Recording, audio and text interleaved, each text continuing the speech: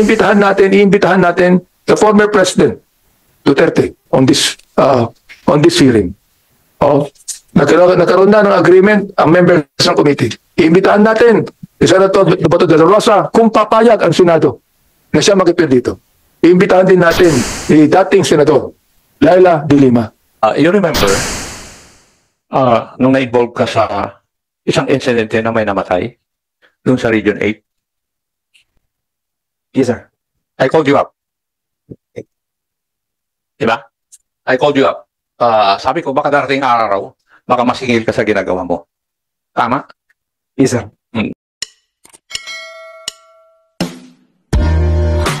Gusto niyo, bigyan ko kayo ng Magnum 44. Mr. Chair, Yes. may I know, did all this happen in 1 year? I understand around 2016, parang napalipat po yata sila later on. They were reassigned. Well, they all came from Davao. They were assigned from Davao, but eventually, I think this team was disbanded. If I recall, in 2017, Officer Patay was reassigned to Bulacan, I think. So, kumbaga, after nagkaroon na ng issue, nag-iba-iba na sila. So, I am unfamiliar with the present designations. But in August 2016, I understand they were part of this very deadly death squad composed of Davao boys. Mr. Chair, the DPRM is present here. Present, Mr. Chair. Yes. May I request DPRM to submit the PDS of Colonel Patay? We will submit, Mr. Chair. And the 4 people, or the team that he brought from Davao? Yes, Mr. Chair. We'll submit, Mr. Chair. And now, are these people already back in Davao? I have to check, Mr. Chair, but I believe some of them were already in Davao. Okay, thank you. Thank you, Mr. Chair. Mr. Chair, Attorney, yung na-mention niyo po na report, are there others involved in the report? In the group? I mean, part of the group, or ito lang sila lang pong apat? Mukhang marami pa po eh. There is also a name that I can see here, Ronick de Ocampo, who is a member of Station 6 but not a Davao boy. So, there would be about 30 operatives involved in this team. Station in one area? Or Station 6, Your Honor. Station 6. Batasan, QCPD. Here? Yeah. Okay. So, available ba yung mga pangalan? I think so, Your Honor. We will provide perhaps a copy of that we can also invite them. Yes, Your Honor. Thank you, Mr. Chair. Thank you, Your Honor. Okay. Meron pa, Attorney Conti, that you'd like to state? Attorney Neri, do you have anything to say? If I may, Mr. Chair, thank you for that. Una muna, just this case, wala bang ballistic talaga, Mr. Chair? Ano? Wala talaga silang investigation at all.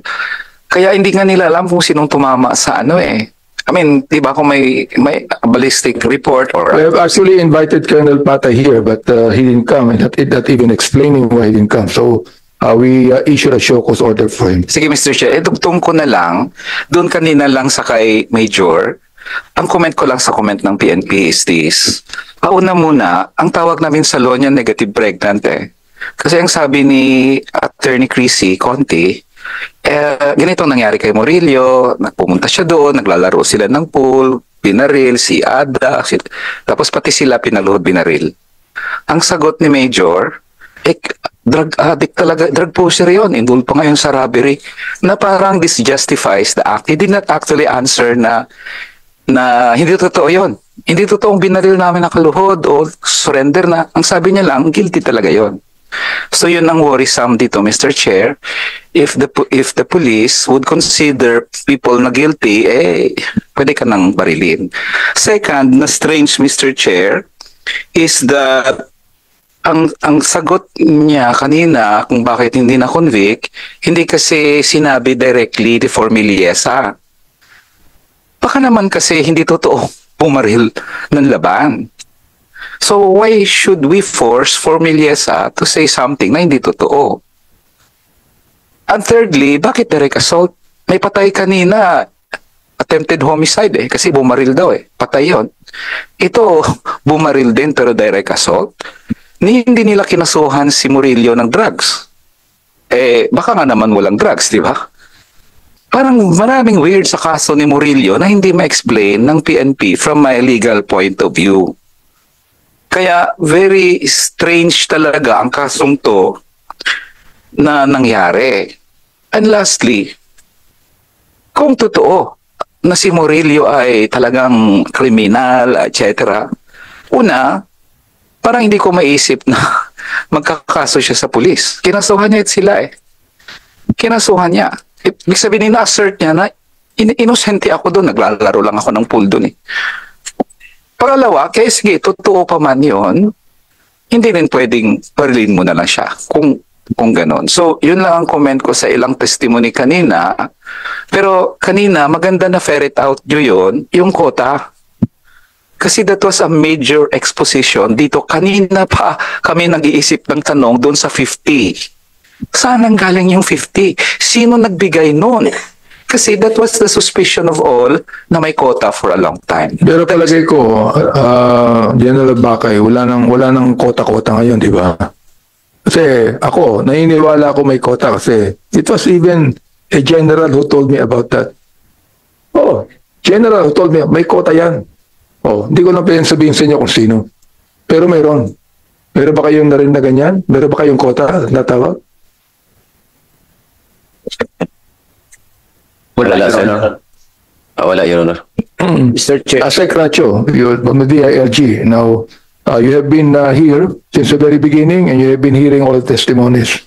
I'd like to find out your statement about this. Come again, sir. What on the quota? Yeah, DILG kayo, di ba? Kayo may hawak ng Philippine National Police. So, ano ba ang inyong assessment tungkol dito? Well, Mr. Chair, unang-una ho, nakikita ko yung malaking tulong na nagagawa ng session na ito. Hindi lang ho sa mga biktima, pati ho doon sa iba, sa PNP na rin ho. That's one ho. Two, is an opportunity for all of us concerned here na may air yung gusto nilang sabihin upang mabalanse yung pagsasaayos ng mga bagay-bagay. Meron ako nakikitang dalawang parang major component dito. One is yung the moving forward thing. With this, maitatama natin or maiaayos natin yung mga susunod na pwedeng gawin. And then two is yung itong mga nangyari na at anong commitment natin dito para mapabilis. Yun ang nakikita ko dito. So in general ho, Mr. Chair, the DILG is supporting this at nakikita ho namin ang bentahe na yung advantages na ito ho ay nangyayari. Nakikita ko rin ho yung pagiging liberal ng mga pag-uusap dito kung saan ang lahat ho ay nabibigyan ng pagkakataon na makapagsalita. Sa ganang akin ho, tingin ko ito ho ay magandang oportunidad para sa lahat na buksan yung isip at maging liberal sa kanilang pagsusuwestyon upang ang mga gagawin o kailangang isabatas ay mapulido para nang sa gayon ang mga susunod na panahon ay maging mas madali para sa lahat tungo sa magandang pagsiserbisyo sa bayan. Maraming salamat po. Please convey to the good secretary about what has happened today. I will, Mr. Chair. And also, I hope that our Director General of the Philippine National Police would have changed the methods that they're going to use as far as dealing with any crime is concerned. General Bakay, please convey that to him. Okay? Para naman itong mga biktima natin ito, talagang mag-come forward na.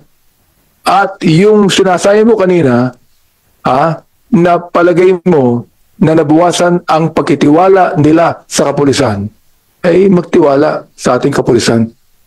Oo. Sapagat hanggang ngayon hanggang ngayon, kahit anong survey makikita nyo, sabihin na natin, sinabi ni Major Garcia kanina, na tuwan-tuwa yung mga tao ron sa Payatas, na na-address nyo yung drug, tuwan-tuwa sila. Pero until now, the trust rating of the Philippine National Police is not as high as it should be.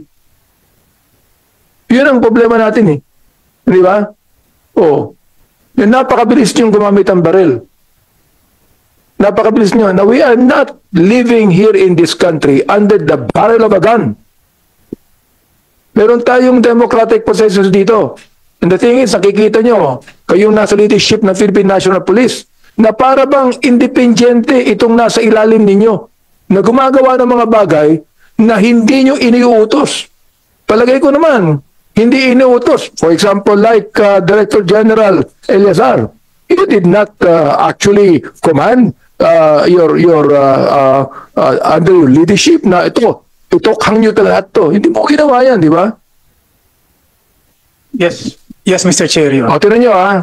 Pakita ko sa inyo. Alright? Bago tayo mag-end dito. Alas 6 na eh. O, kaya alas 6 na.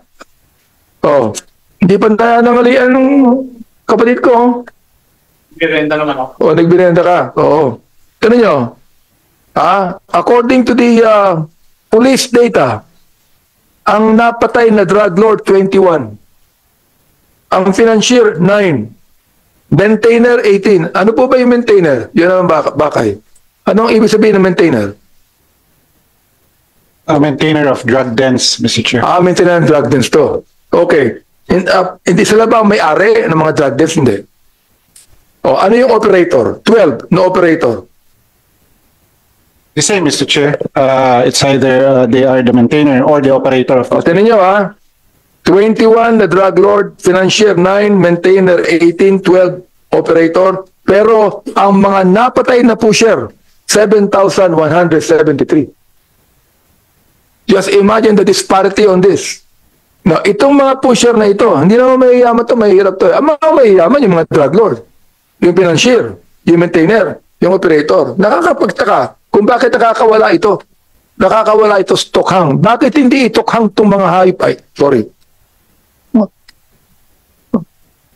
Kahit na po ako bishop, pagmura din ako eh. Hindi naman mura yun eh. Talagang kahit ng Panginoong Jesucristo, tinawag niya si Herod na hayop eh. Oo. Ayaw po natin ng ganun. Even John the Baptist, during his time, called the Pharisees as generation of vipers. Sa ating panahon po ba, ganun din tayo? We are generation of vipers? I don't think we are.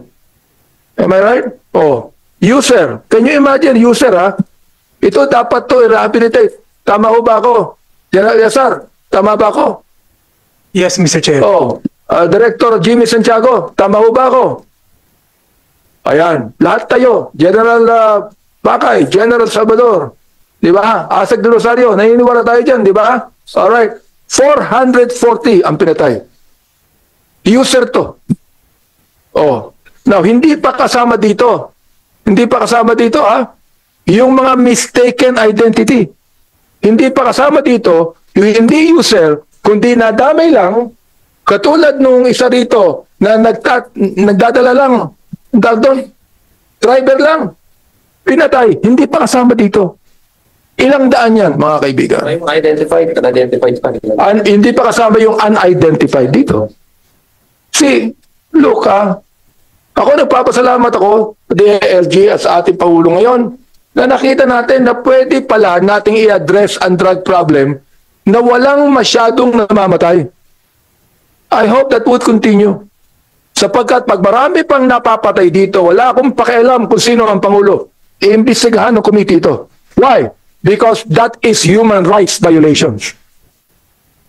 Now, ang next hearing po natin, iimbitahan natin the former President Duterte on this hearing.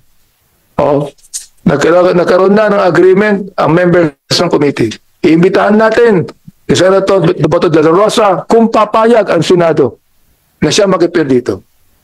Not because he is a senator, but because during that time, he was the Director General of the Philippine National Police.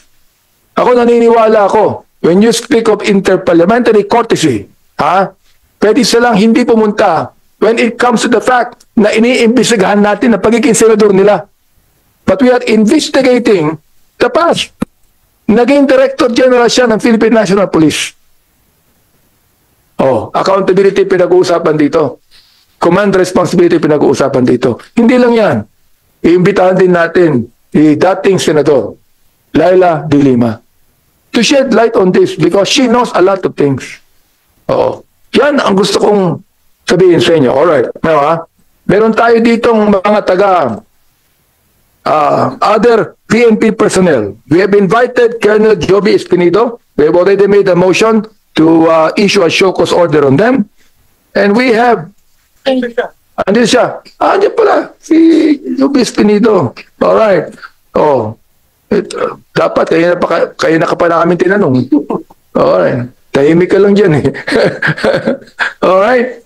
Oh. We have Reynanto Medina. Where is Reynanto Medina? Alright. Can you show yourself here in front? Are you still assigned in Davao? Yes. Are you still in Davao? Nakakita ko, Davao dyan eh. Oh. Pinagmamalaki mo ang pagiging Davao niyo? Pinagmamalaki mo? Oh. Pinagmamalaki niya. Alright. Lieutenant Colonel Ronald Lau. Andito siya, di ba? Andyan. So,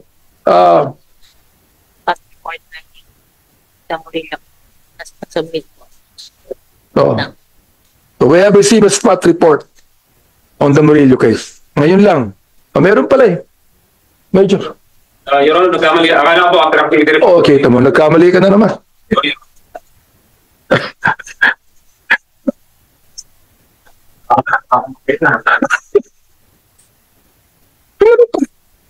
Oh. Ay, goodness naman, oh. Okay. Colonel Espinido, ako, kilala mo ako, di ba? Oh, you would even give me messages on the scriptures. Oh, I know where you're coming from. All right.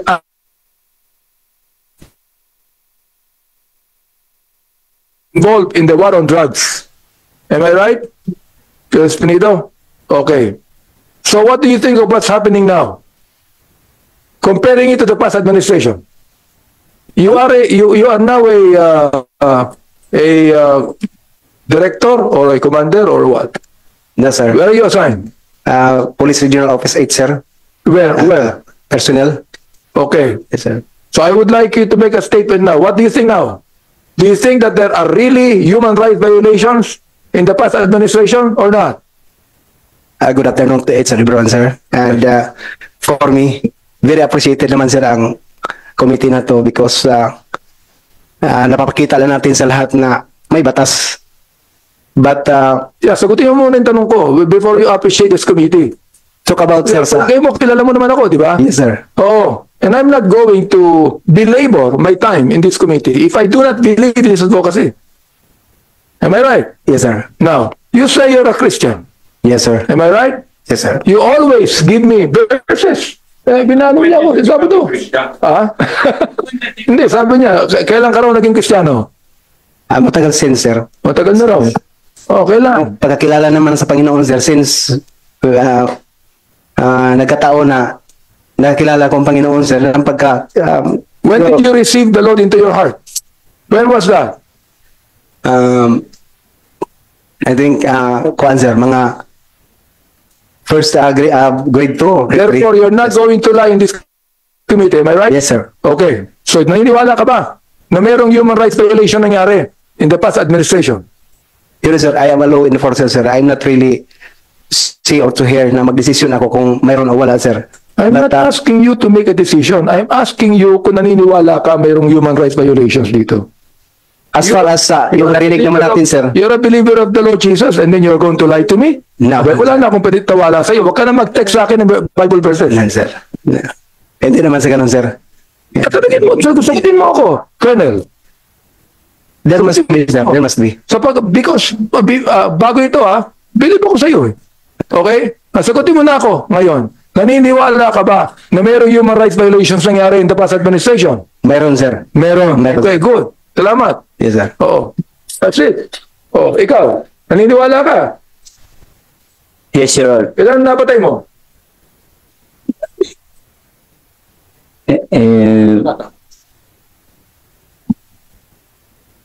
Wala pa po, Your Honor. Bakit hindi ka makasagot agad? Makasagot agad. Where are you assigned right now? At the Davao City Police Office, Your Honor. Davao City Police Office. Yes, Your Honor. Kasi pinatawag ka dito because you were involved. You were actually involved in the killing of these thousands. You were actually involved. Hindi ka pinatawag dito kung hindi ka nag-involve. All right? So, can you tell me about that? Tell the committee. Were you involved in some cases in this Tokhang operation? Were you involved? May mga legitimate operation po kami, Your Honor. I'm not saying it's illegitimate. What I'm saying is, were you involved in any Tokhang operation? Yes, Your Honor. Yes, you were. You were also involved in that double barrel. Kasi hindi ko alam yun eh. Sasabi ni Congressman Akop eh. Yes, Your Honor. Meron kayong involvement sa big time. Ano yun? One time, big time. Involved ka rin doon. Yes, Your Honor. Where did you get the order to be involved? From whom? In my superior, Your Honor. Therefore, the Philippine National Police Brass, makikita po ninyo rito, I think that the commanders in every provinces or cities are doing their part without the leadership consent on this. Without the leadership order on this. Oh, kaya natin iimbitahan dito si former President Duterte, because kami, narinig namin ang testimony ng mga biktima natin dito. May mistaken identity, may minor de edad, may driver lang dyan, nadama yan. Alright? May user, napatay. Okay. Ako naniniwala ko, dapat ang mga pusher, arestuhin yan. Dapat yan, kasuhan yan. Pero hindi dapat patayin yan. Tama ako, Senator Espinito? Yes, sir. Oh. Tama, sir. You see that? Pero maraming napatay. More than 7,000 drug pushers nakalagay dito. Were killed. 440 users were killed. Yun po ang naging problema ng past administration. Kaya natin inibitahan si former President Duterte is not to accuse him. I'm not accusing him of anything. Pero I want him to face the victims, and I want the victims to tell the story of what happened to them, to the former president. Because I know this to be true. He did not know what was happening in the ground. Being president, he gave the order to kill, but he didn't know what was happening in the ground. Tama ba ako? Am I right?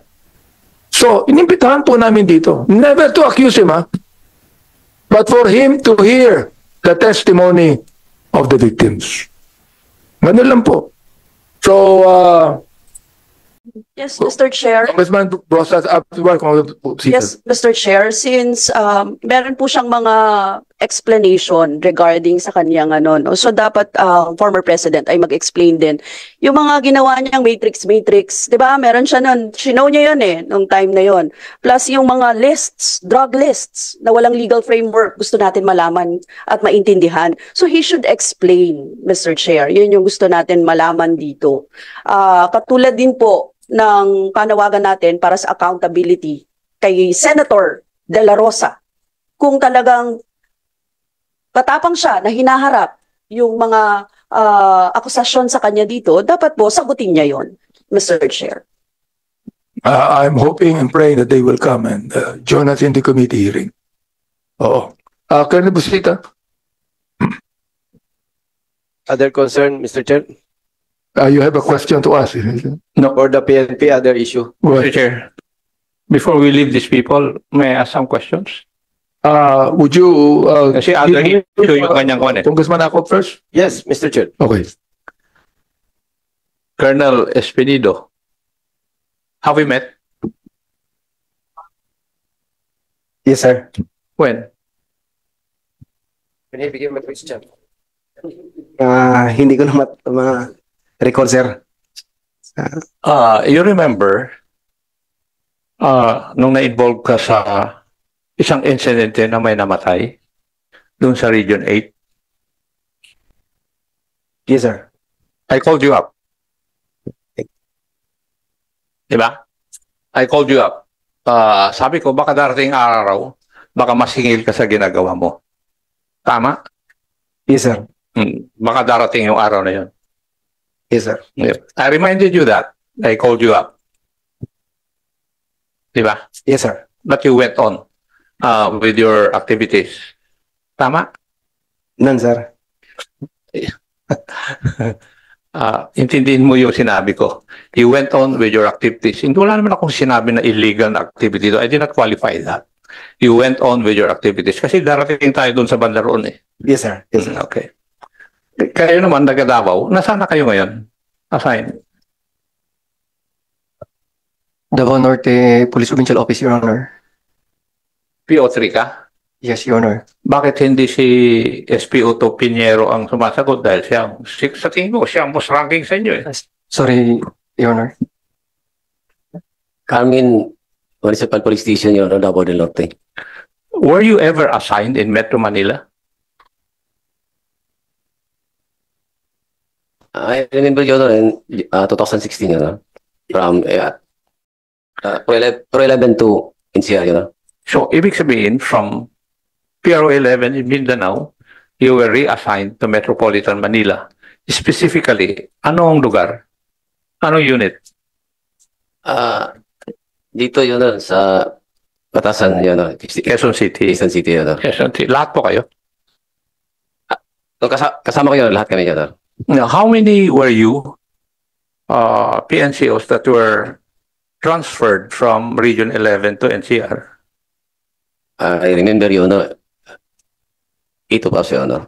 8. 8, Your Honor. And your team leader was Colonel Patay? My superior, Your Honor. Major? My superior. Yes, kaya nga siya ang boss ninyo. Kasama nyo siyang na-transfer from Mindanao or Region 11 to NCR. Hindi naman, Your Honor. Bali, nauna sa Your Honor bago kami. Kaya nga, sumunod kayo. Yes, Your Honor. Tama? Yes, Your Honor. So, nauna siya dito sa Quezon City, sumunod po kayo. Yes, Your Honor, kasi na-orderan kami, Your Honor. Naintindihan ko naman yun. Kailan kayo nabalik sa Region 11? Ako, Your Honor, after Quezon City, Your Honor, na-assign ako ng CIDG headquarters, and then Who was your boss sa CIDG? Na-shoot ako ng order na napunta ng Region 3, Your Honor, na Hindi nga. Sir Patay, Hindi yung mo naman ako sinasagot. Sir Patay, Your Honor. Sa CIDG? Dating na namin sa Region 3, Your Honor. Hindi, teka. From Quezon City, na destino ka ng CIDG? Headquarters, Your Honor. Sa Camp Crame? Yes, Your Honor. Yun ang order namin, Your Honor. Yes. Sino ang kasama mong na-assign doon? Hindi kami sumabay, Your Honor. Siya yung nauna. Sino? Yung mga kasama ko, Your Honor. Sino sila? Yes, Your Honor. Nauna sila. Sino ang opisyal na kasama nila na transfer sa CIDG?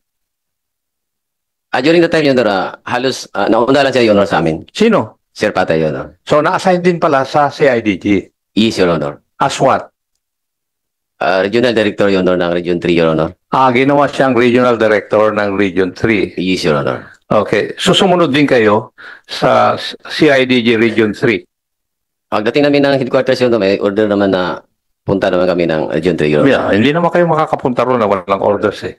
Di ba? Yes, Your Honor. So, lahat din kayo 8, doon din. Ay, nadagdagan na kami, Your Honor. Ilan ang nadagdag? Hindi ko na alam, Your Honor, nakalimutan ko na, basta may nadagdag sa inyo pero hindi nyo kasama sa Davao. Parang hindi na yata, Your Honor. Ganun ba? Kaya hindi mo kilala dahil ang nadagdag, hindi nyo ka nakasama sa Region 11. Yes, Your Honor. Yung iba, Your Honor. You agree with him? Yes, Your Honor. Yes. So, kailan kayo nabalik sa Davao? Pagkatapos ng sa IDG, Your Honor, na-assign po ako, na-orderan po ako ng Maritime Group, Your Honor, na dito sa Krami. Sabay-sabay kayo? Hindi, Your Honor. Iba rin ang assignment nila, Your Honor. Ikaw, saan ka na-assign? After sa IDG, Your Honor, na lipat po ako sa, sa PSPG, Your Honor. Police Security Protection Group? Yes, Your Honor. Si Maderable. PSPG din ako, Your Honor. Ha? PSPG din ako. PSPG. So, na-assign kayo sa PSPG. Sino po ang naka-assign na ninyo na VIP? Wala pa akong VIP time, Your Honor. So, doon lang kayo sa headquarters ng PSPG? Yes, sir, ano, Your Honor, Davao, Your Honor. Sa Region 11 PSPG. Yes, Your Honor, pero dito muna sa headquarters, Your Honor. Yeah. I know. So nabalik din pala ko, nabuwag din pala. Because I remember a report, I do not know from kay Attorney Neri or kay Attorney Conti. Ang basa ko doon na there were 10 special teams. Yun ang composed of 15 personnel. Pero ngayon ito, 8. Yun po yung kwan. Thank you, Madam Chair.